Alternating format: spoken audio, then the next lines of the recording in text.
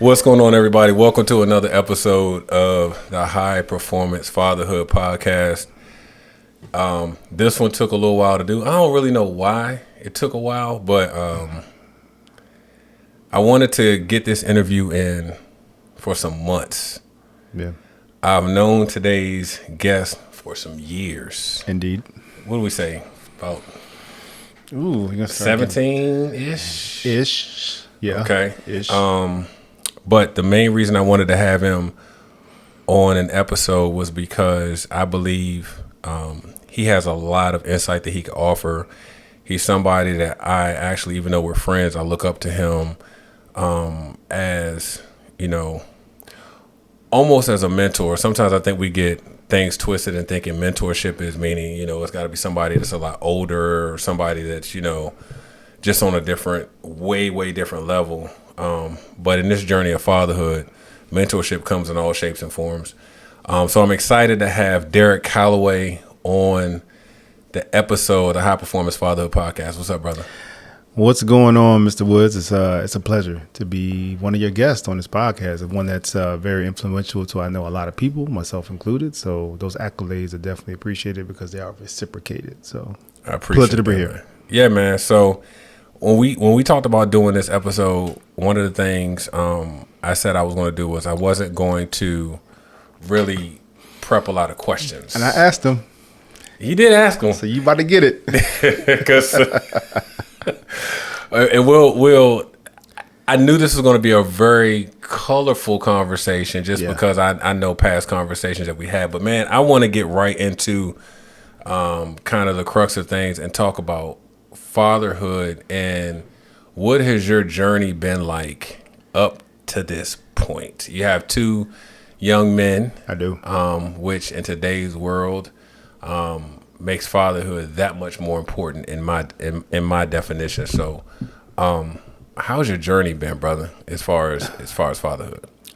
It's definitely been just that. It's been a journey. I remember the moment I became a father, of course, in the operating room. My beautiful wife, Shantae, shout out to Shantae, giving birth. Mm-hmm. And, during the time of pregnancy, in your mind, you're mentally preparing. You read the books, you hear the stories, you hear everything about being a father, right? And you're mentally preparing. You're trying to get everything ready as a man. The man in the house, you're trying to prepare the house to make sure your wife is good and she's protected and she's comfortable. Right. But the moment that and you laugh because you know what I'm going to say. The moment that you're in the operating room and that being comes out of her body, and that's what it is. I mean, she has then created a baby, and this baby comes out, and you hear that baby cry for the first time. At least for me, I heard my son Jackson cry for the first time, and it's like it all became real. To me, it became the moment that I realized I am now responsible. Not only for my wife, and I give vows to her and I'll protect her forever, but I'm now solely responsible for this child's well-being. Every decision I do, every action I make, everything that I do, the way I walk, the way I talk, the way I talk to him, what I do in the world, leaving out, coming back home, all those are important things for him to be successful in this world. And I'm now responsible to lead him to be a great man. Mm-hmm. Like that gravity hit at that one point in time, and like it all became just real. Mm-hmm. So it was a rush of emotions. I mean, I was crying like a baby. I was literally, we both, Jackson was crying, I was crying because it was such a feeling of joy. Like I never really experienced tears of joy, true tears of joy until I heard my son cry for the first time. It was the most amazing feeling moment I've had in my life. And I've had a lot of great experiences, but knowing that to hear him cry and to hear him come to the world and now, hey, this is now your blessing. Mm-hmm. This is your child that you have to take care of. Man, even now it gives me chills. Right. Yeah. I mean, so with that emotionally, when Jackson was born, do you feel it tweaked your emotional palette as like, you know, because growing up as men, young men, you know, you get into adulthood, into where we are now. Even when you're dating, you have certain emotions to the person that you're dating, and then Sure. eventually you marry. But when you have a child, did you feel an emotional change when he got here? I did. Because like I said, you know, you can have love for your parents, love for your siblings, love for your friends. But the love you have for a child is unmatched. And again, I didn't understand, I didn't realize what that means. What that means to have unconditional love for another human being. And I love my wife to death, but that bond, that love I have for my child is just different. And then, you know, us, I mean, just being real, you know, us being black and having black boys and knowing, you know, the past decade, what we've been through as a people, what black men have been through as a people, that's even more of a responsibility to ensure that, you know, like, wow, this is a burden to make sure this kid is raised right. So having that kind of bond with my son, with my sons, you know, Carter and Jackson, was instant. And it was something that I felt the moment that they both entered into this world. And it's something that it's so hard to describe, but to other fathers, they know. To other fathers that are there, Right. they know that feeling of what Absolutely. it feels like, you know. Did when you and it may have been before, and the only reason we keep, you know, because Derrick and Shantae, they have 2 children, Jackson and Carter. The only reason we keep referencing Jackson at this point is because he, you know, he's the oldest.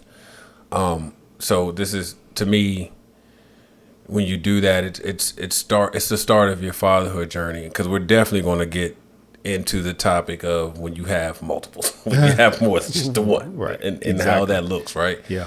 But when he was born, was there a time that you thought about your journey as a son as it relates to your father, and what that looked like, and were there things that you were like, okay, these are some of the things I want to pull and apply, and some of the things that I don't want to pull and apply? So naturally, by comparison, you know, me as a father, so I thought about the things that I experienced in my childhood. Right. And I thought about, you know, almost just like you mentioned, the things that my dad did well, you know, the different times, the different kind of talks and the sayings. And I mean, I still remember some of the sayings to this day. Those things I pulled. The negative things of, you know, some of the things that he didn't do well, or, you know, times he wasn't there, I use those as clipboard moments. Like, all right, you know, mental notes, knowing that, okay, I know that when I was young, this affected me. So Okay. as a result, I ensure that, okay, well, I know, you know, it may not be, I may not be able to see it as a parent, but I know when I was a kid, it was important for me for my parents to attend this, or for me to be at this moment, or for me to say this. I hug my kids every single day. Every single day. Every single day I tell my kids I love them. Every single day they, you know, I say, go out and be great. I give them these little motivational talks. And not to say that, you know, my dad didn't do that. I mean, because back when we grew up in the, you know, in the 70s, 80s, early 90s, emotion, especially for black men, wasn't as prevalent. You know, it wasn't something you just did, you know, because black men just, you know, hey, go out. They went out. You be a good provider for your family. You go work, you come home and eat your dinner, go to sleep, and do it all over again. But now we as dads, I mean, you've experienced this. You know, you got to go to work, you come home, you go to practice, you do homework, you do all these different things. So it's important for me to be present.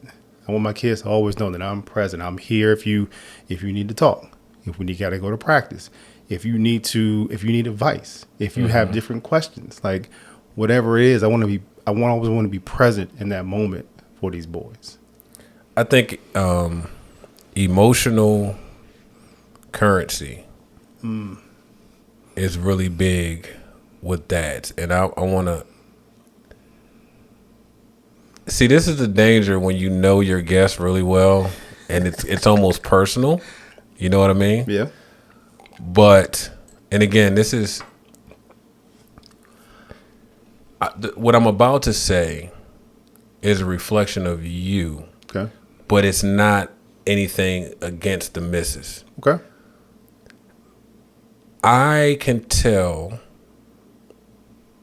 the emotional deposits that you make to your children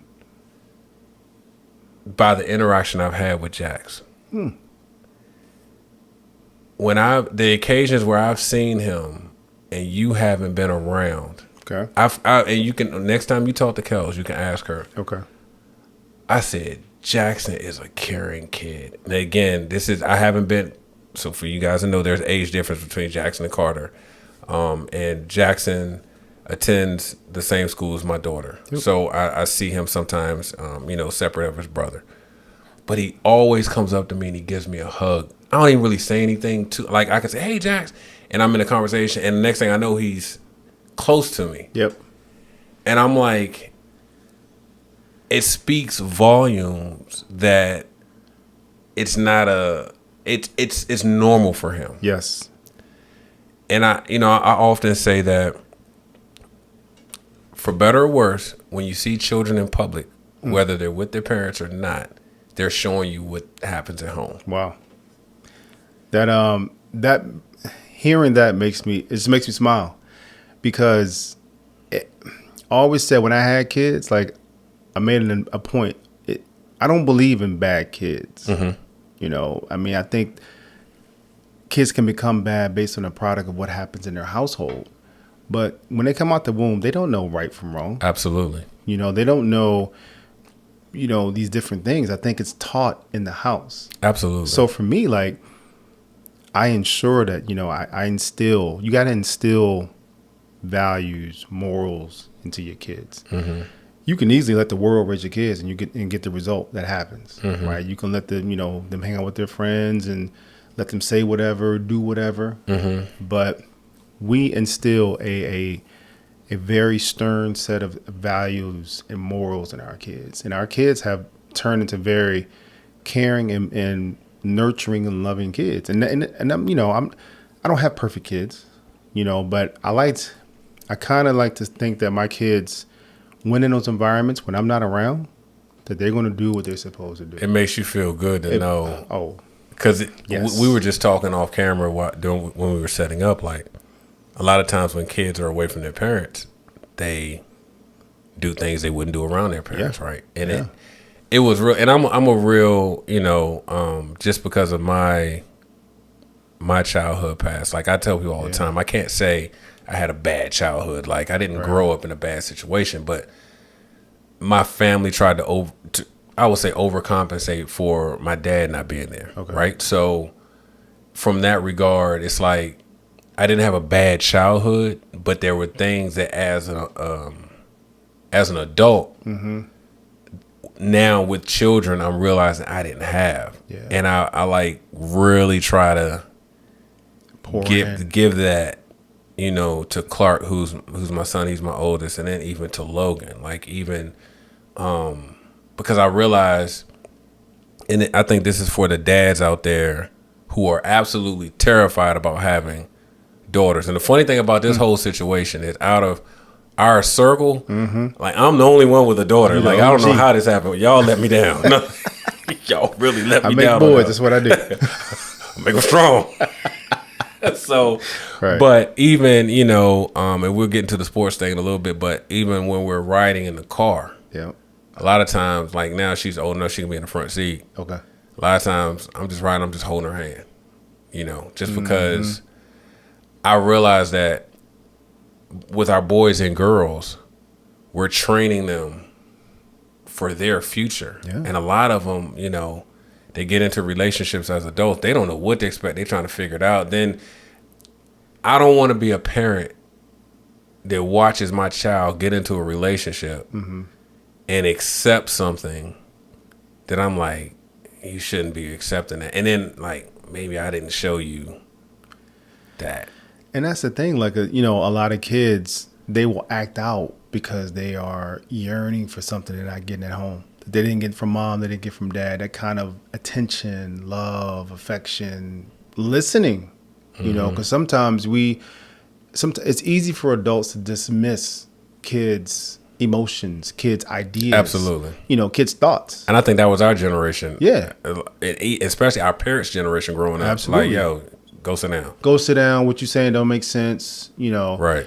into a number of things. I mean, we won't get into them, but I mean, I think kids were so often dismissed. So that's why whenever my kids have ideas, thoughts, whatever, I always want to listen, because you never know, like, that could be their way of communicating to Right. you, of saying, hey, this, because kids today are kind of, they're quirky. You gotta be in tune. You gotta be flexible to be able to receive whatever kind of communication they're providing to you. Absolutely. So it's funny you say how, you'll let Logan sit in that front seat and you hold her hand. Like, Jackson now has gotten to the age, he's too cool to hold dad's hand. But Carter, he'll still reach up and grab my hand. And man, I'm telling you, when I say it melts me, I take every advantage of that, because I know it's going to be a time in the next year or so. He's like, Dad, you're not so cool anymore. So I want to absorb all that time and try to, like, get all those moments of affection, hugs, and all the stuff I can. And I'm still like, and I could tell, with Clark, when I do that, it's the side hugs now. Yo, you get the church hug. I'm like, come in, bro. Nah, bring it in. Come all the way in. Bring it in. Cheek to cheek. Cheek to cheek. Right. And it's like, but what gets me is, like, today. Yeah. I was down at the building, and I had told him, I was like, yo, when you get up, shoot me a text, right? Okay. And then he'll be like, hey, Dad. And he don't really want anything. He's just saying, hey. And I'm like, I think it's so important for our children to just be able to contact us. Mm-hmm. Even if they don't have anything to say, just know, all right, I can get my hands on it if I need to. I can call Dad, I can call Mom, whatever. Right. And I never, and I tell people that. I tell people in my career, like, yo, my family comes first. Always. Like, I'm going to always do what I need to do. And I'm always try to plan things out so stuff is not last minute. Yep. But if my kid, like, yo, this was, because I know, our kids have access to so much stuff now. Yep. It's kind of scary because before it's like they go outside and they play with the neighborhood kids, and you kind of, okay, this one may be an issue, but most of them are cool. Now they got access to everybody around the world, and it's almost like. It's almost like you have to constantly, I don't want to use the word program in a negative way, but you have to constantly make sure you're instilling your values, because you could take some days off and some stuff can get downloaded real quick, and you're like, easily, who is this kid? Easily. And that's the thing, because you got to think, when we were younger, like you said, we would go outside and our parents could control the environment. They could control the friends in the neighborhood and who we saw, because there was no internet. There was no phones. Yep. You wasn't going on, downloading this and downloading that. But like now, like you said, the kids in their palm have access to the world. The world. Good, bad, or indifferent.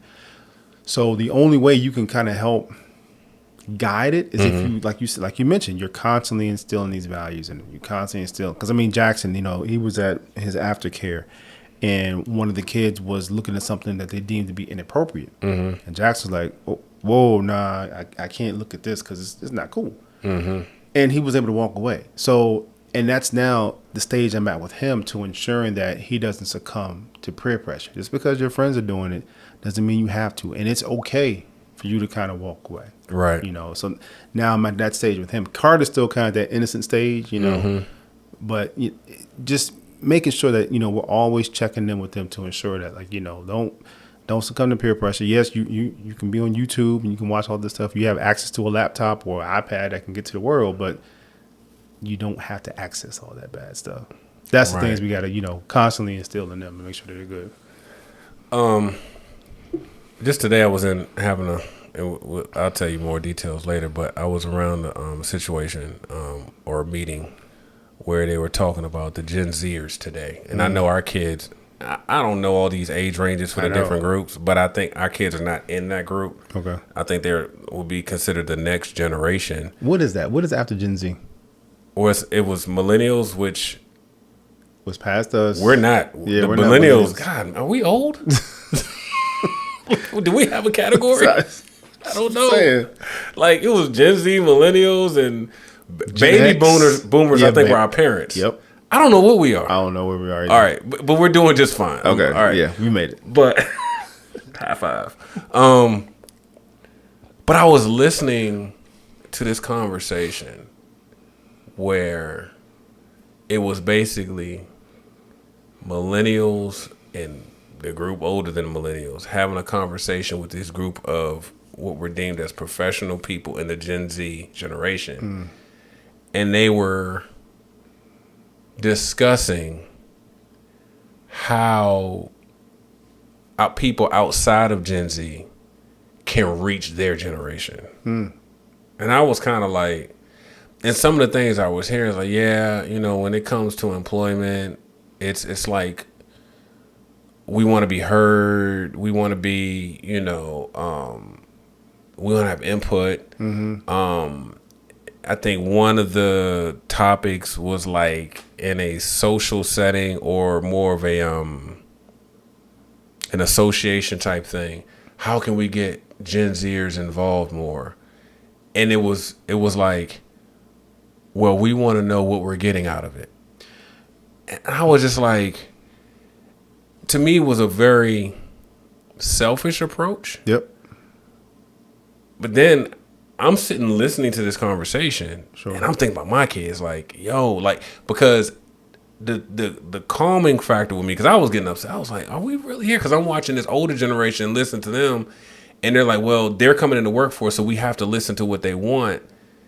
And so I'm starting thinking about values and different things like that. But then I was like, wait a minute, I think our kids are outside that window, so we have a chance to course correct some of these things as our children enter into the phase where they're going into college, going into work, and different things like that. How do you feel about? I did all that to ask. How do you feel about?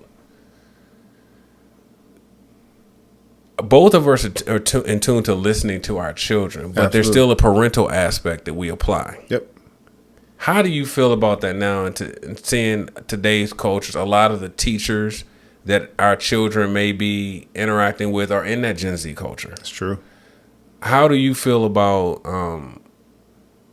that notion of just, you don't have any skin in the game yet, you don't have any longevity, but you're dictating so many things that people are bending to? Like, what are your thoughts on that? Well, a lot of times, you know, Shante and I talk about this a lot. Like the balance, having that balance with raising your kids. And the situation you just mentioned lends to the idea of having a sense of entitlement. Okay. You know, for kids going into teenage, going to young adults. Like they think they're entitled to certain things. And even with our kids, like we try to ensure, like we try to give them everything. You know, because Shante, you know, grew up in the Deep South, you know, very humble beginnings or whatever. I guess I grew up in middle class. So I want my kids to have things, but not have too much. Because when you have too much, you expect to have certain things, not realizing that, well, when daddy was a kid or when mommy was a kid, like they had to work for certain things. And then as they became young adults, they had to work for certain things. So trying to instill that notion and then to them that not everything is just flat out given to you. You got to go out here and work for some things. And that goes just for life in general.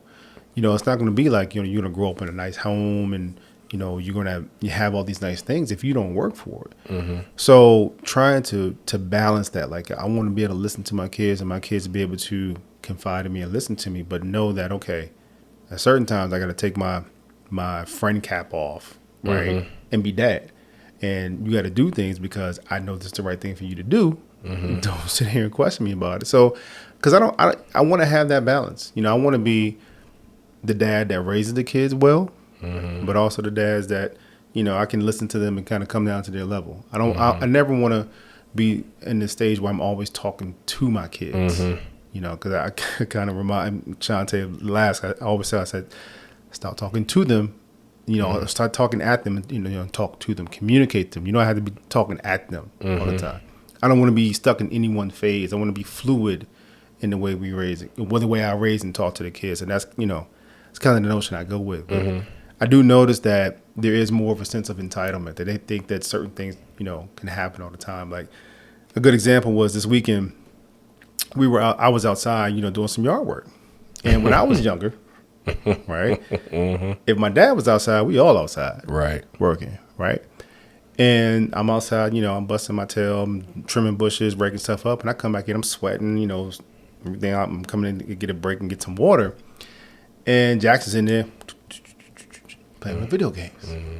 And I said, when I was younger, if my dad was outside, we were always outside working. I said, did you even ask me if I need any help with it? He's like, no, I didn't. So I go back outside, and he comes back out, and he helps me. He said, hey, what do you need help with?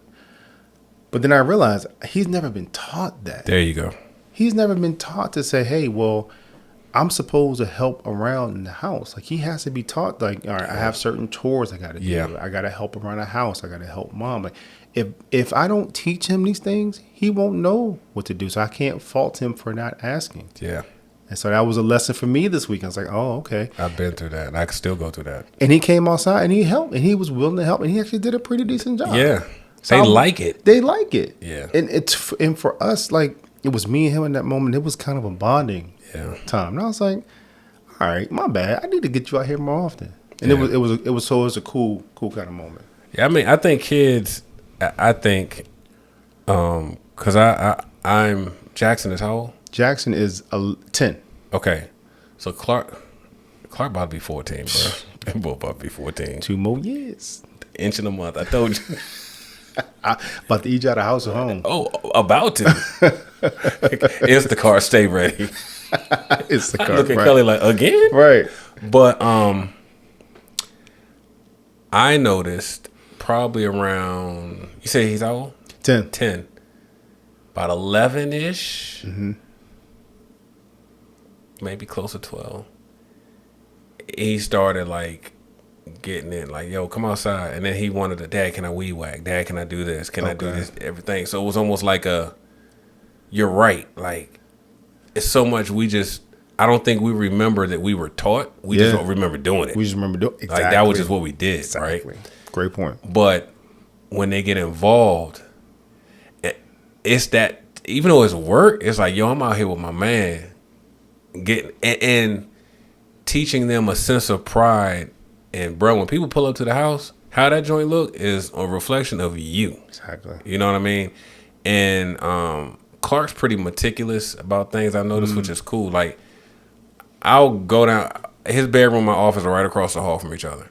So I'll like smell like cleaning stuff, and I open the door, and this dude's in cleaning his room, like cleaning his desk off, and I'm like, nice. I told Kelly I gotta nurture this because I mean he'll have his slob moments. Don't get it twisted. Like, dude, what is this? Right. What is this? But I think what you said is really important about that bonding time. Yeah. I think innately men, young boys, that outside, like, it's intriguing. Like, just like we like to cook out, or we like to do different things, like, the mountain biking or whatever. Yeah. We complain that kids are inside all the time because we inside all the time. Yeah, true. We comfortable. Sure, yep. And the house need to be clean. Hey, what time can y'all come over? You know what I'm saying? We don't do, and that's a fault I looked at for me. I'm like, man, I remember my grandfather was a very integral part in my upbringing. Mm-hmm. And I remember, man, when I started driving, we were living in D.C. On Saturdays, whichever Saturday it was, he wanted me at the crib. I want to say by 8. It might have been 7, but I want to say 8 to help him cut the grass. If I showed up at 8:10, he was already in the yard cutting. So then you feel bad because your grandfather outside cutting the grass. But there was a pride that he took in keeping certain things a certain way. And I think sometimes I don't want to say struggle with, but I don't want to drive my kid out the house. Like, when they turn 18, I'm out. And that's always been something that's in my mind. So it's that balance of, that's a good point, of creating a nurturing environment that you don't want to leave, but then being a parent, like, yo, these are some of the responsibilities that you have. And that sometimes, it's not a struggle, but I just have to be conscious of it. Yes. Because it's easy to be like, yo, man, what's going on? And then you look, and it's like, you playing games, and I'm I'm past this age where I should be doing this. Take trash out. Right. You know, like I came home the other day and the trash was at the curb. And I just pulled up like, I ain't had to tell him this time. Exactly. You know what I'm saying? Exactly. So I think it's a lot of times we put too much maybe on the kids, and it's our responsibility to teach them, like you said. And then once they get the information, now the onus is on you to follow up and do what you're supposed to do. You know what I'm saying? But see, you know, and to that point, because I talked to my mom about this. Okay. And, you know, she was saying, well, you got to teach him these things. Because she said, you know, when you were younger, you know, you wanted to get out there and do these things. But you still had to be taught to come outside and do these different tasks. And I think I think the problem, I'm not going to say the problem, but I think our generation of parents, you know, with so much going on in the world, with so many, you know, negative influence and negative things in the world, we just tend to, by nature, shelter our kids more. Right? I would agree with that. Because you think about it, I mean, I was a latchkey kid. Mm-hmm. So by third grade, I was walking a mile home from school to the house. Wow. Had my own key, and I was third, maybe fourth grade. I don't know. But at a very young age, I was a latchkey kid. I was going home and, you know, fixing my own lunch after school and the whole nine. If at the age I was doing that, if I was at that age now doing that, they would call Child Protective Service on my parents. Yeah. You know, so we just by nature your are responsibility started earlier. Exactly. So we were giving more of a leash to be more responsible at a younger age. Right.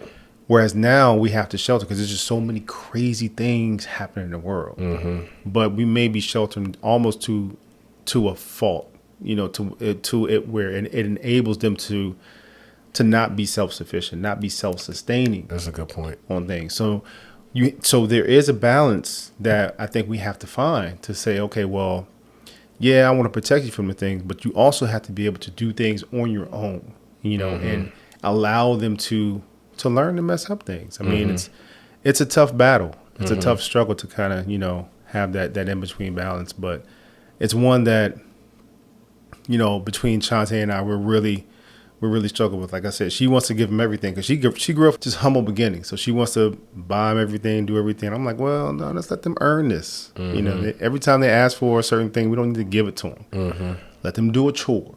You know, and once they master these chores, give them some more. You mentioned trash cans. I told Jackson, I think it was last month. I said, I don't want to come home and I see empty trash cans on the side of the road. When I come home, you like once the trash, if you're at home, trash cans have been empty, get them up. And since then, I have not seen the trash cans up. So I think they then start taking pride in certain things. They're like, hey, Daddy, you know, did you see this? You see how I did this? They get prideful in what they're doing to try to impress me as a dad. And it does. I'm like, oh, that's pretty cool. Rather than being like, oh, all right, I got to go and do this again. So I try to balance it to where it's kind of a cool thing to do rather than something that, all right, well, I want to do this so I don't get yelled at. So that's, as they get older, I'm starting to learn, you know, how to have that particular balance.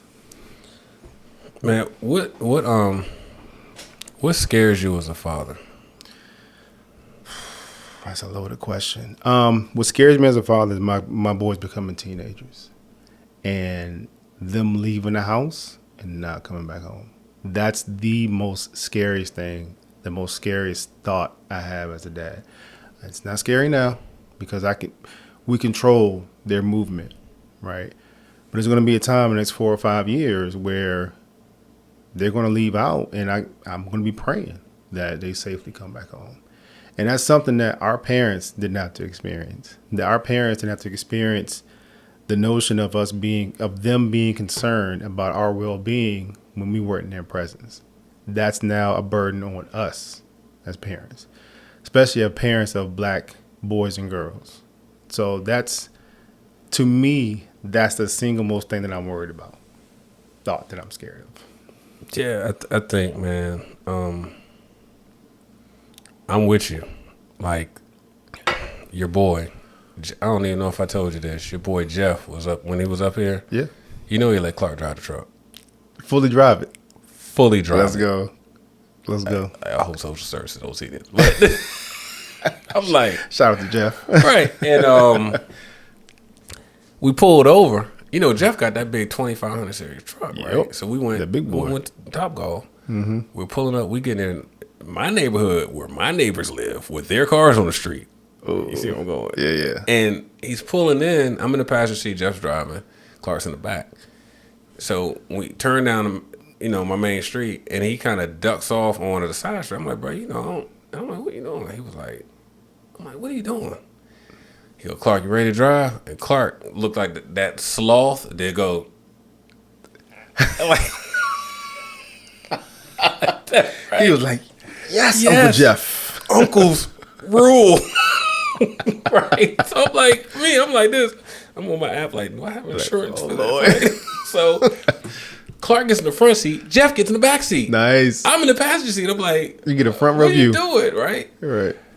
He drives the truck home. He comes out the side street. From that side street. Turns the side street onto my main street. I ain't going to say it because y'all know where I'm at. Right. Goes down the street. And he's doing so well. I'm like, put it in the driveway. Turns out Joker up in the driveway and parks the truck. I said, these video games have a use. Look, I was going to say, you know, he's a stone cold beast on Forza, so it makes sense. Man, I'm like, and I'm so in my mind, it sped things up. Like, yo, this dude might be getting out soon. Yeah. But I already told him, I said, y'all ain't driving on your own at 16. Because it's too much too many distractions that they have now versus when we started at 16. Right. You know what I'm saying? Like, shit, even when I was riding motorcycles, like, cell phones really became a thing as far as like the data and, you know, the iPhones and all that. That was 07. I started riding like 05 or something like that. Right. So you can imagine when I started driving, we had the bag phones or whatever, but that was it. You had pagers. I had to stop and call you. It wasn't a lot of distractions. Right.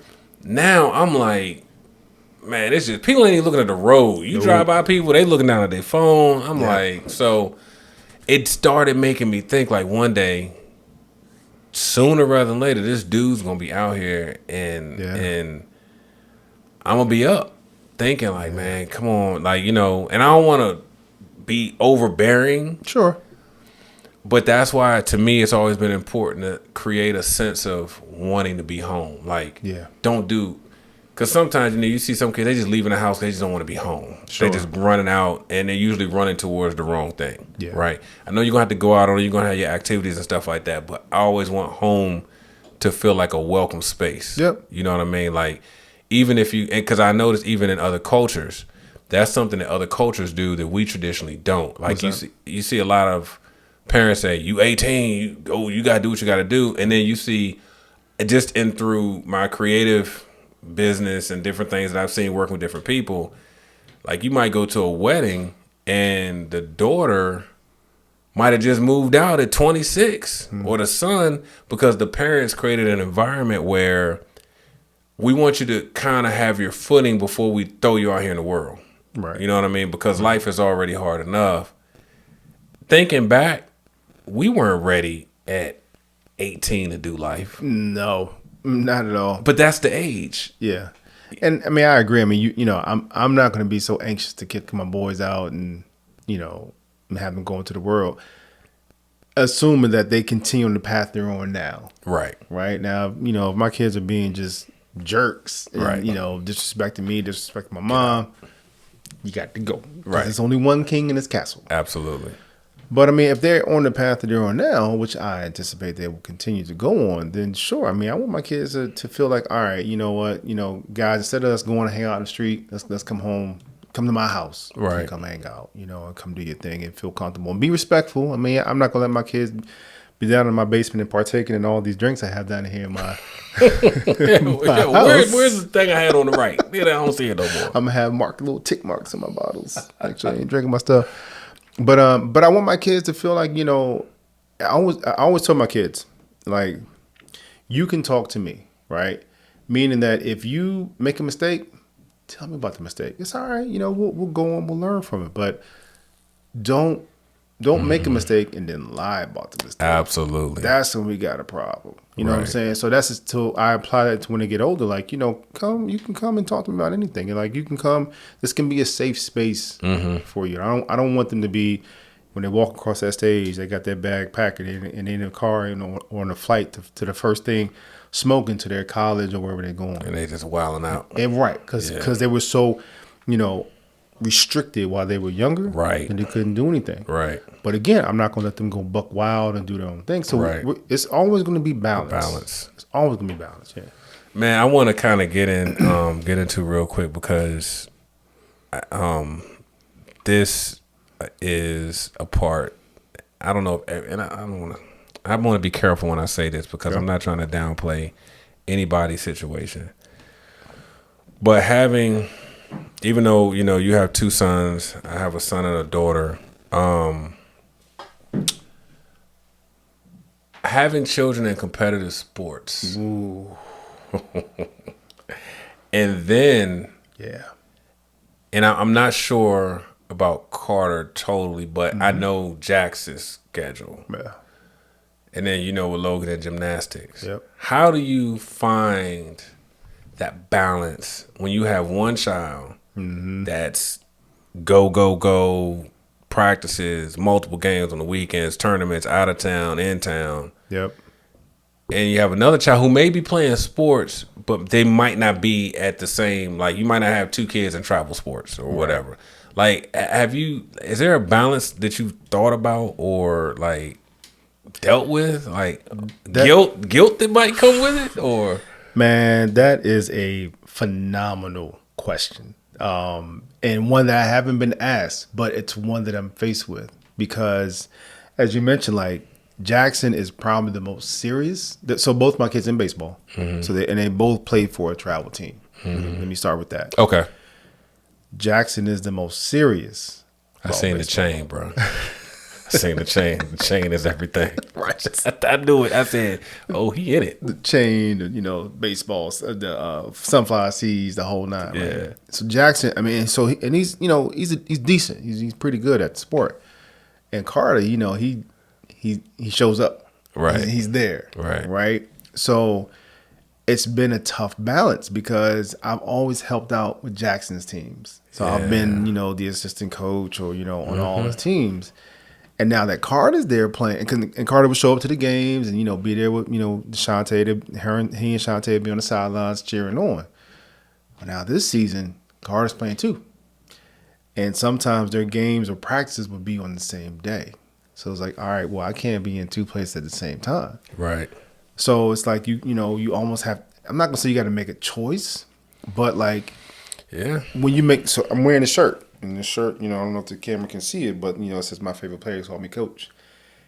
I have now developed an affinity for all of Jackson's kids. And I love what Carter's doing with his team. But when I commit to something, especially when you tell a kid you're going to do something, you got to follow through. Absolutely. If I say, hey, I'm signing up, I'm volunteering, I'm going to be a coach on this team, you will see me at the practices and games, that's what I'm going to do. Mm-hmm. It has to be hella high water for me not to fulfill my obligation that I told these young boys that I would do. Mm-hmm. So the decision was kind of made for me. So I go to all of Jackson's practices and games, and then when they're not practicing or having games, I then go to Carter's games. Okay.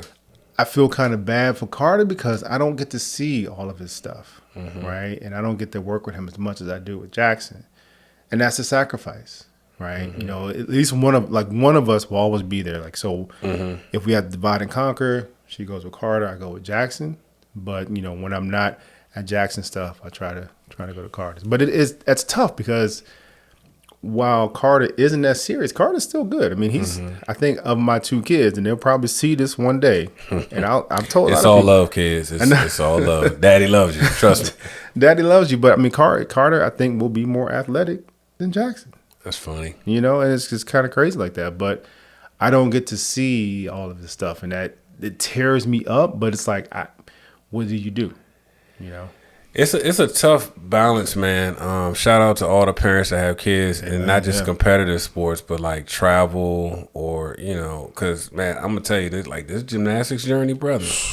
I tip my hat, man. I had no idea because Kelly handled so when Logan started, we were doing the classes at Sportsplex, right? Where you go up like once, twice a week for an hour. You do the little classes. They had like, bronze, silver, gold, maybe platinum. I don't remember. But, y'all know she's always been climbing everything, flipping and all. That's always been like her thing. So Kelly was like, my wife, well, I want to look at the teams. I'm like, all right, whatever. Not paying any attention to it. Mm-hmm. So Kelly advocated for her because she was like she was older than what they would normally want to bring onto the teams because they like to start them really younger. Oh. And so Logan's always been like really strong, right? So I said, I know if she gets into it, she can do it. But I had no idea what was at stake and what it was going to take to do this sport. To the point where I would say it's probably, I can't think, now I know in UFC and boxing, you're getting hit. In football, you're getting hit. Mm-hmm. But the preparation, I don't know if there's, and I was still a personal trainer that came in and talked to all the parents. I don't know if there's another sport that puts that much prep time into what a performance day totals 5 minutes. Wow. 5 minutes. 5 minutes, and you can do all these different things in 5 minutes. For 5 minutes. It's 4 rotations. Each rotation, none of them longer than a minute. That's crazy. Or, maybe a little bit longer for the floor, whatever. So I said all that to say, part of my guilt is that my daughter is the youngest, but I have an older son. Mm-hmm. And I'm, it's like practices are 4 hours, 4 times a week, right? So that's 16 hours. Not to mention they have a competition that week, and then you got to go do that, right? Right. Well, I go to practice a lot of times and I stay, work out, do work, whatever, because all the back and forth is just insane. Yep. But I have a son. Right. Now, when he was playing soccer, his practices would fall in between her drop off and pickup time, so I was able to do both. Right? Okay. But I'm like, I have to make sure that I'm not neglecting him because I'm spending so much time. And then we go to these these meets. We're there for 4 hours, and he's there, and I'm like, I just, that pull, like, man, so I'm always trying to involve him. And that's why I was like, I think out of everybody I know, for the length of time that we've been doing it, you probably will understand that pull, man. Like, it's crazy, bro. Like, yeah, I struggle with it. And then it's like, well, we got to do this with Clark.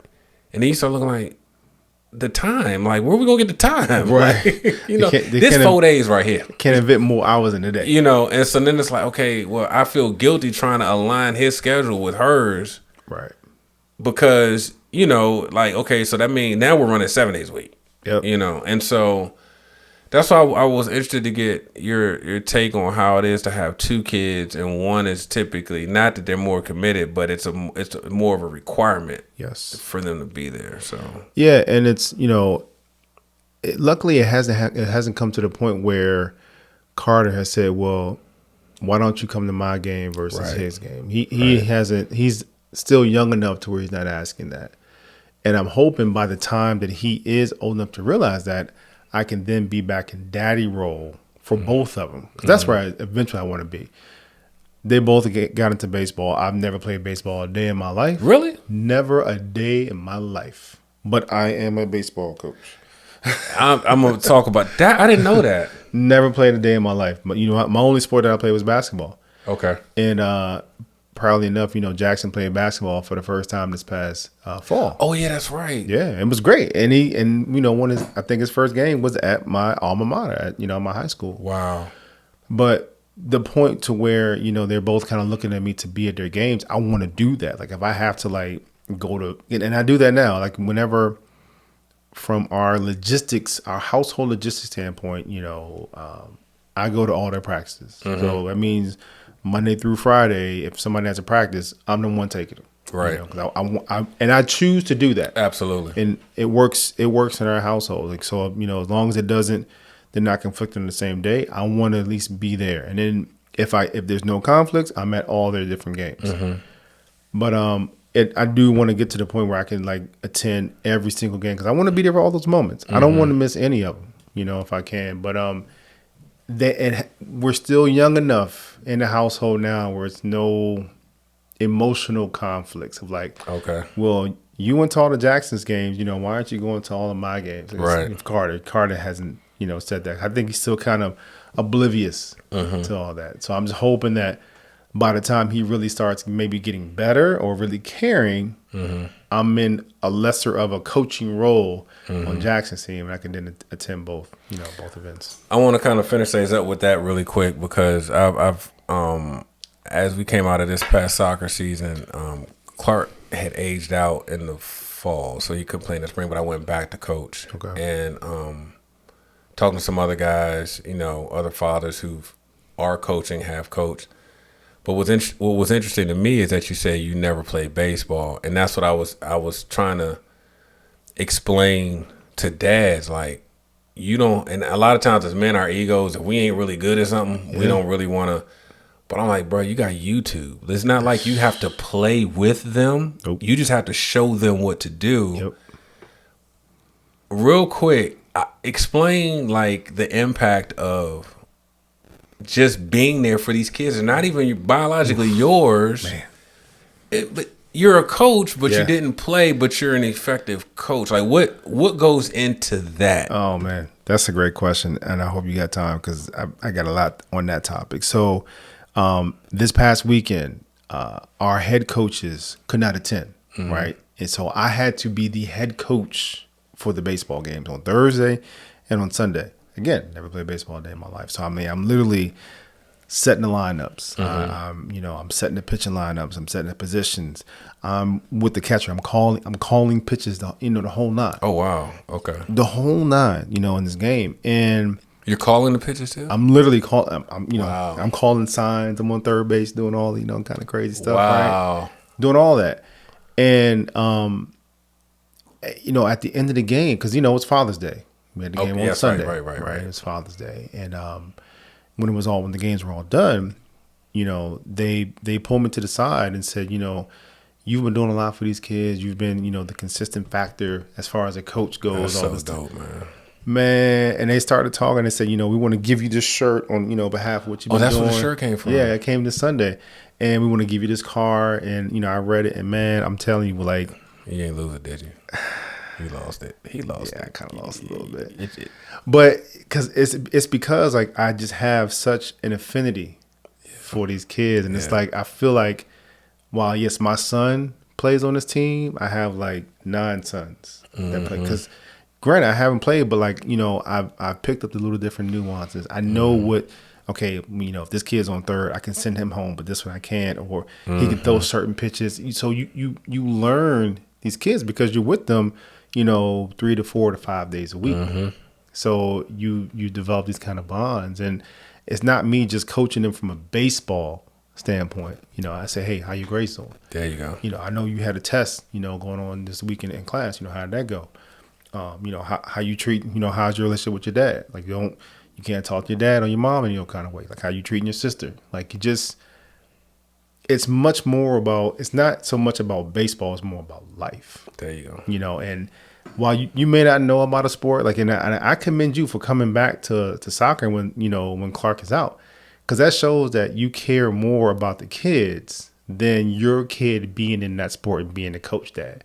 Like you care to give back and pour in, because we have a lot to offer to these young kids from a mentor standpoint. Sometimes having that father figure, that coach figure, that male figure goes miles with those kids. And while they'll go on in life and do all kind of things, they will always remember what you poured into them, what you told them, that moment you gave them that pep talk, that moment you said, hey, I believe in you. To look in their eyes and say, you can do outstanding things.